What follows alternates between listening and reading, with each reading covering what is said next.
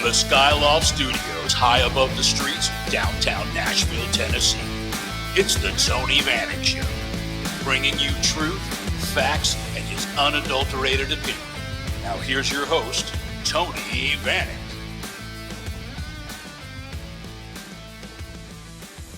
Hello and welcome to the show. Today is January 26th, 2021. And today I want to talk about the absolute disaster that we have currently as our faux president. And point out the obvious hypocrisies from the left. For those of you who are left-leaning, vote Democrat and are liberal, have those types of viewpoints, just realize that as the Democrats play with your lives with all of these lockdowns and shutting businesses down and keeping you from going to church and keeping your kids out of school, it's pretty obvious now that with a week into a Democrat administration, you've been played. We've all been played. You've got Democrat-run states that were completely locked down. California, New York. It's just the utter hypocrisy from these people, from these elitist Democrats, is nauseating, at the very least. A week in, and they're already wanting to open everything up. Oh, we need to open everything up. We're crippling our economy. Duh, yeah, you've been doing it for the last 9 months. Doesn't take a rocket scientist to figure that out. We need to open the schools and get the kids back. Well, the previous administration was vilified and criticized for making the same comments, but all of a sudden now that he's gone, now we can just open everything up. Everything's fine. It's no big deal. We need to get back to normal. Well, I've had enough. I'm over it. I know a lot of you are feeling defeated, feeling hopeless, but just remember that there are more of us than there are of them. And if you want change, you make change. So there's a lot of things going on behind the scenes. I'm not going to bring up any of the stuff that people are talking about as far as military actions and things like that. I will discuss a few things that I personally saw myself that kind of throw up a flag, that make you think about it, make you look at it twice.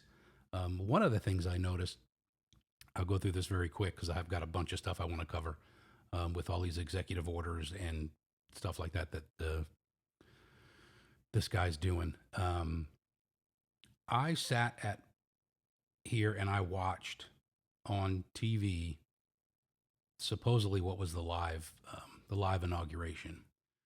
At the same time, I had a live stream of the Capitol building, and what struck me very odd, and I've seen this in other videos, but I saw it myself. I witnessed this real time, and I thought something doesn't look right. The footage that we were being shown on TV for the swearing in ceremony and the inauguration, it was blue skies with some puffy white clouds. But if you looked at the live stream of the Capitol building, it was overcast, and there are actually some reports that it was 25 degrees out and it was snowing. So, and it was at the same time that this was supposed to be going on. So I'm not sure what that's all about, but that's something else you kind of scratch your head and go, what's going on here? Then I've seen some other videos where it looked like there was some CGI stuff going on. You know, why they would do that, I have no clue. But something just didn't look right. So let's move on. If you want to look into that, and you have the time, you can look at. There's a ton of videos out there on Rumble, if you can find it on YouTube. YouTube's been relentlessly blocking people talking about anything other than how great the Biden administration is. So I'm not sure how long this will actually stay up, but I do have a Rumble channel that you can find these videos on, and I do have my own website that you can find the videos on, thetonyvannickshow.com.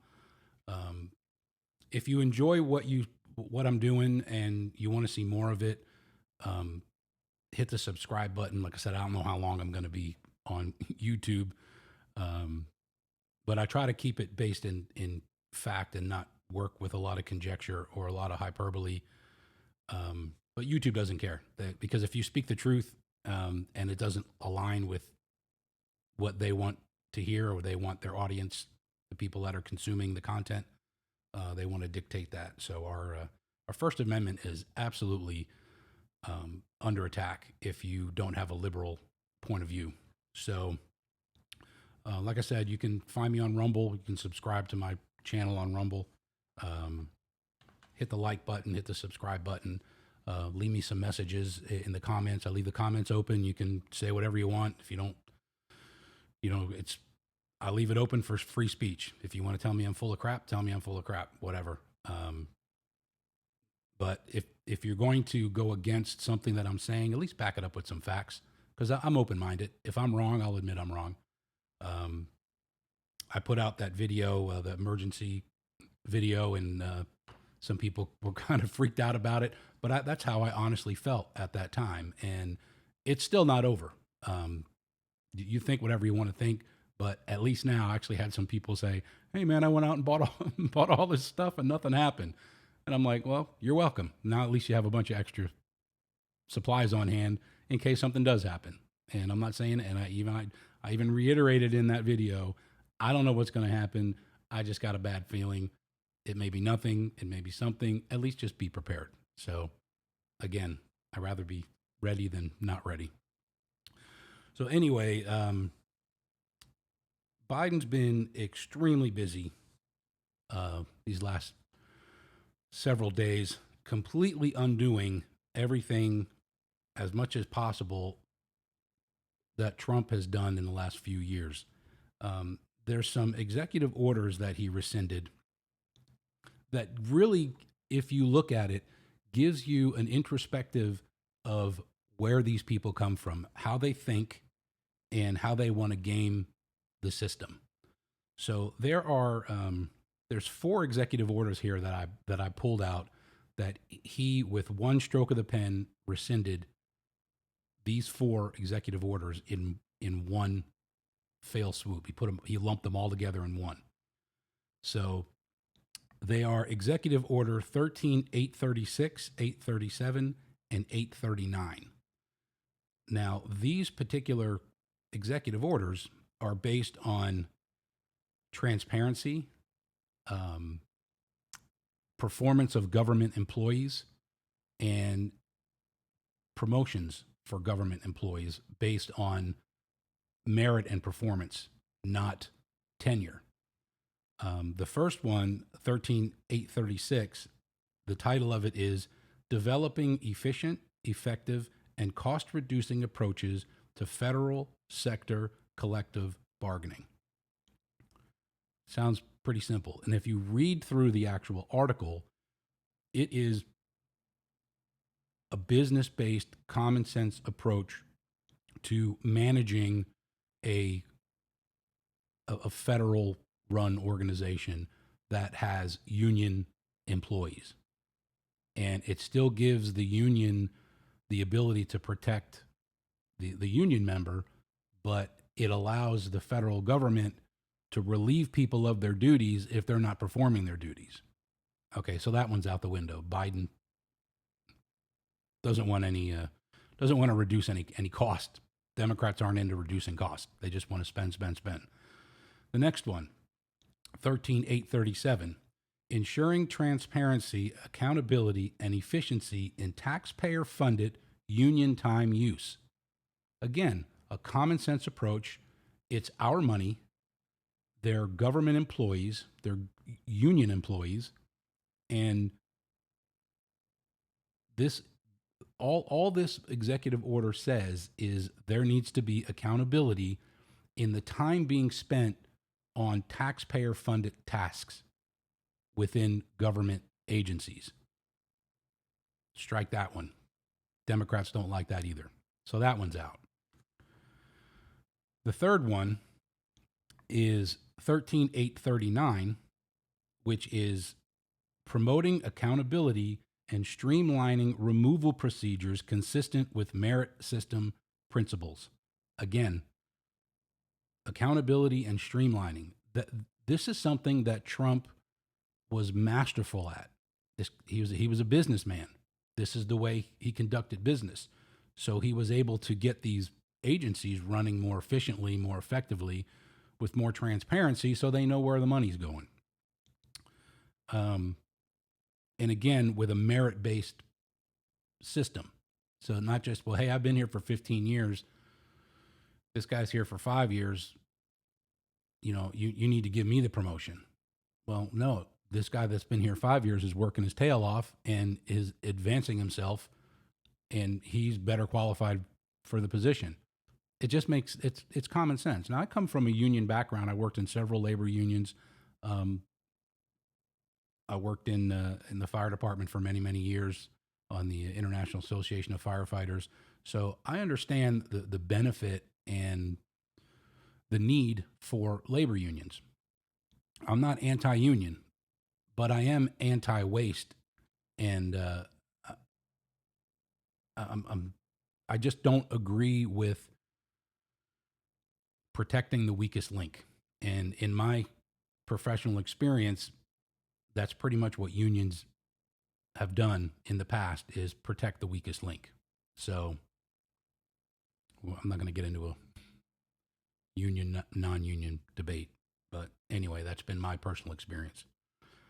The fourth one is 13957, creating Schedule F in the accepted service.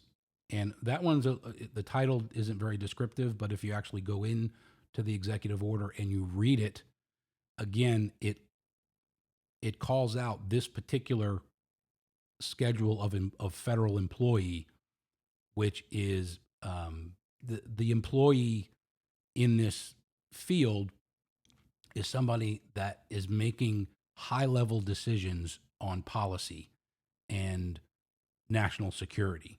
So there's some things in there that state what kind of performance these people at this level are expected to do, what level they should be at.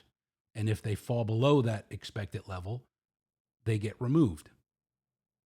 The Democrats didn't want that either. They get rid of that. So those are 4 executive orders that he removed but didn't replace with anything. It's just pretty much free-for-all. So get rid of that. One of the big executive orders, like if that wasn't enough, he actually went and terminated. Well, I'll just read it to you. It's U.S. Southern Border, termination of emergency and redirection of funds diverted to border wall construction, Proclamation 10142. So he got rid of border security. The Proclamation 10142 was something that Trump had reinstituted back in January, just on the 15th before he left office. And it was a continuation of the national emergency with respect to the southern border of the United States, which basically what they were able to do with that proclamation was move funds from the Defense Department for border security. They were able to legally transfer money from one department into another department to fund border security, homeland security, wall construction, things like that. Well, they killed it. As of, I'm not sure exactly when the date is, but all construction is going to be ceased and pretty much put an end to border security. Because in the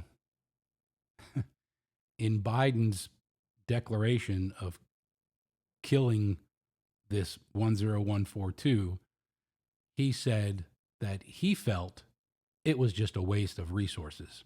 It was a ridiculous, and I think he used the word ridiculous in writing. It was a ridiculous use of resources.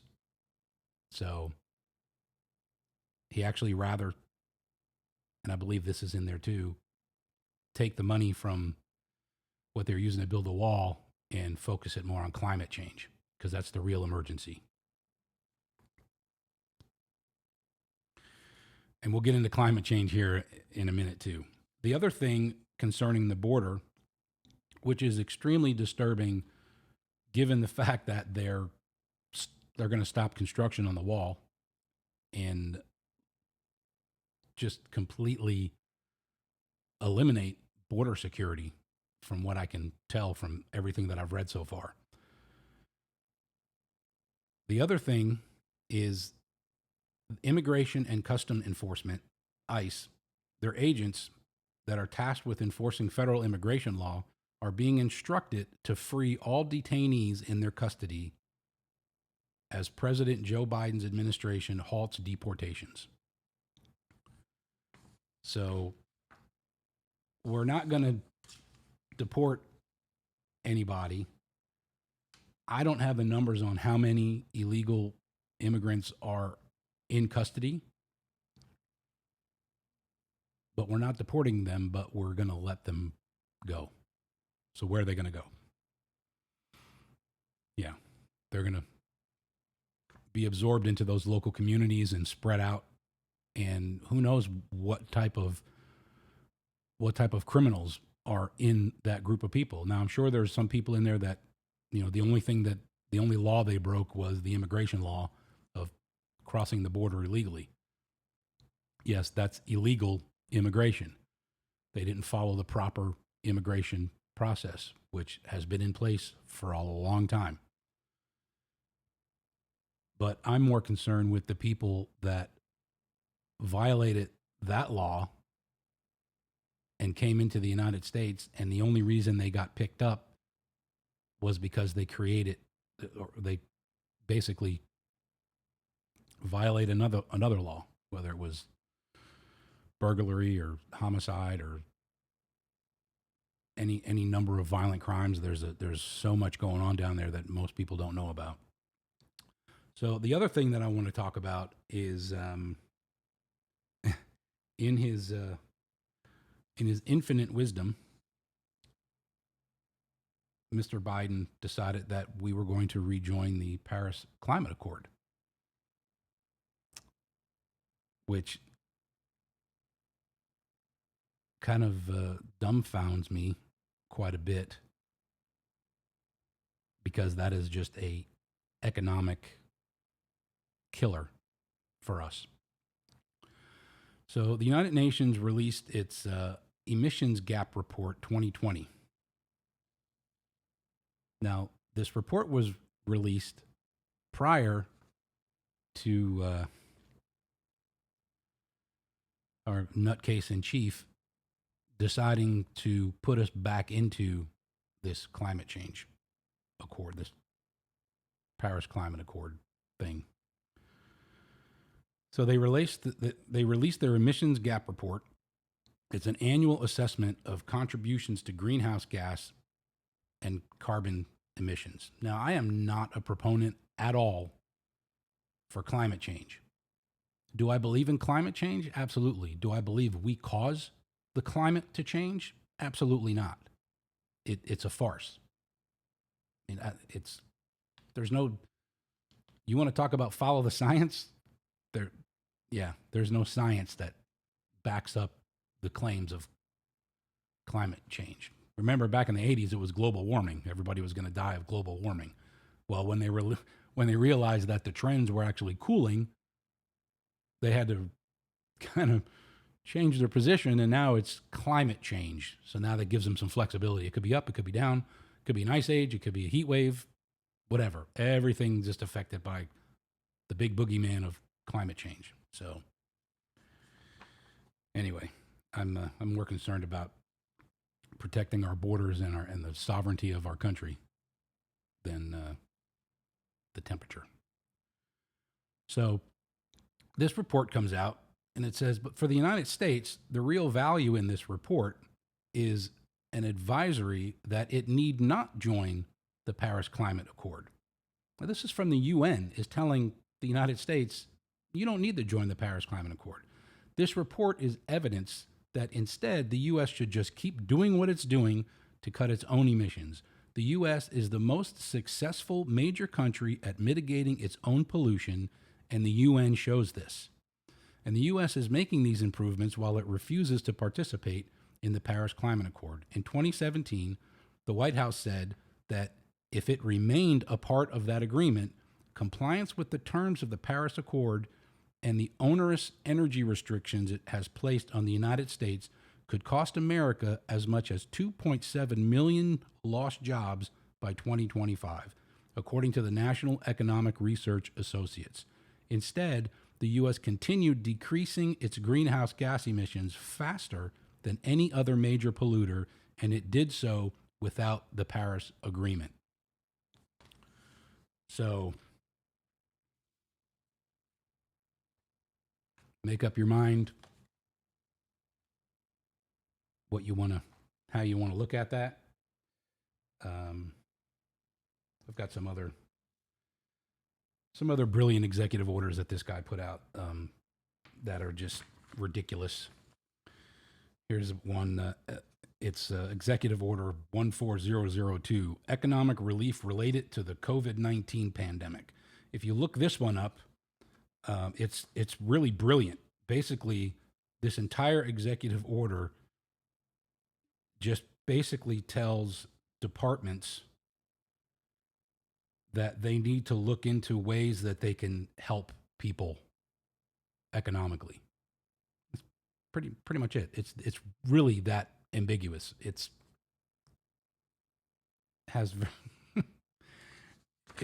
really doesn't say anything.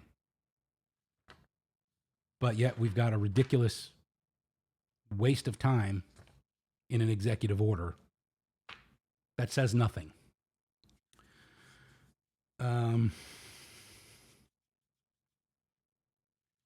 Few other things. Got some notes here. Let's see. I don't want this to go too terribly long. All right, executive orders, Paris Climate Accord. Oh, he again in his infinite wisdom, and already you're seeing. I'm hearing people say their gas prices are going up, and it's going to continue. The gas prices are going to continue to go up as these idiotic policies that this guy's putting in place actually take hold, and we start feeling the effects of them. So he killed the XL pipeline, which not only hurts the U.S., but it severely damages the Canadian economy. And the Canadians are pretty pissed right now. There's thousands of jobs that are lost. Economies all through that area where the pipeline goes are being negatively impacted because you've got people that are staying in hotels, you've got restaurants, businesses. It's not just one thing. It blankets a whole bunch of different industries when you affect one thing. It's just a domino effect. But apparently these people just aren't that bright.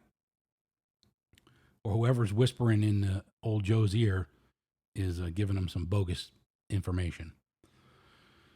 So, killed the XL pipeline. The damage is going to be pretty severe. We just don't know how severe it's going to be. He suspended all leases and permits for drilling and fracking on federal land. But there's a caveat,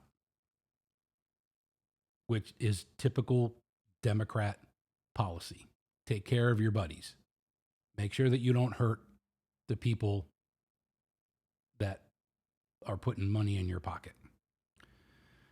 There's a provision to that states it gives a small number of senior interior officials the authority to pick and choose those leases and permits to allow them to go forward, or to grant them permission to drill or to do fracking.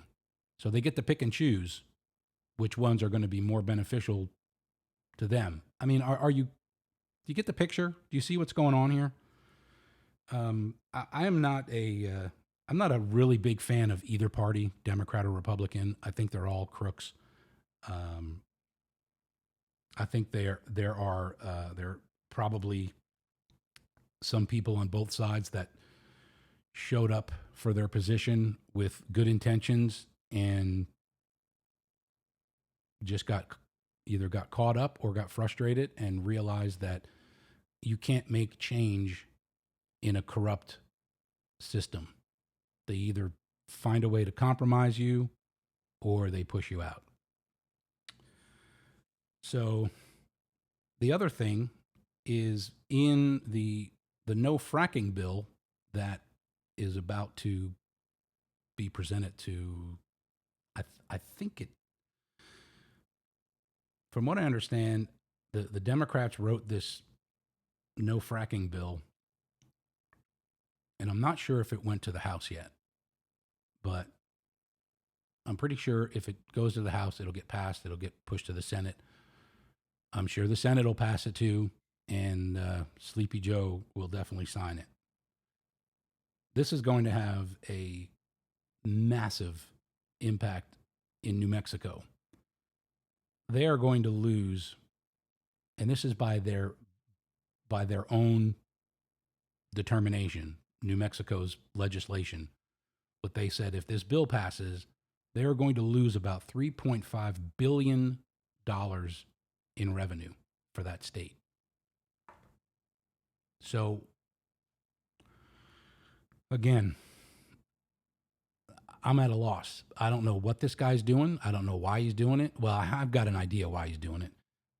Because we don't, as long as we're energy independent, then we can pretty much do our own thing. And we can make up the rules, and we can tell other countries how we're going to deal with them. And we won't be subservient to any other country. Well, the new administration is doing everything it can in its first week to make sure that we're not energy independent anymore. So whatever country he's beholden to, China, I don't know, pretty damn frustrating. But again, like I said, not trying to be a Debbie Downer, I'm just trying to give you the facts. But always have hope, always trust in God, pray, and know that we as a people are stronger than the government. We will always be we the people, and we need to remember that. We need to remember that we direct them in what to do. And it hasn't been like that for a long time. But I'm hopeful with things that are going on behind the scenes that will change. And I believe in my heart that it will. And I know for a fact at the end of this story, God wins. And that's good enough for me. So God bless you all. God bless America, and stay safe, stay free, and be well.